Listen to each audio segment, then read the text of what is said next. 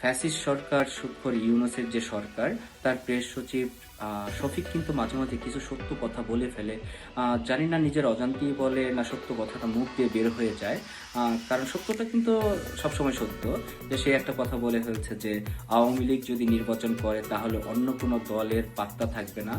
কারণ জানে যে বাংলাদেশের মানুষ স্বতঃস্ফূর্তভাবে নৌকা মার্কায় আওয়ামী লীগকে ভোট দিয়ে জয়যুক্ত করে সরকার গঠনের দিকে নিয়ে যাবে, যে জননেত্রী শেখ হাসিনার নেতৃত্বে বাংলাদেশে আওয়ামী লীগ আবার সরকার গঠন করবে। সুতরাং এই ফ্যাসিস্ট সরকার তথা জামাত, বিএনপি বা আম, বাংলাদেশের স্বাধীনতাকে বিশ্বাস করে না, সার্বভৌমত্বকে বিশ্বাস করে না, মুক্তিযুদ্ধের বিরোধী শক্তি কখনোই চাইবে না যে আওয়ামী লীগ সরকার গঠন করুক, আওয়ামী লীগ নির্বাচন করুক। কারণ জানে বাংলাদেশের মানুষ আওয়ামী লীগকে মনে প্রাণে ভালোবাসে।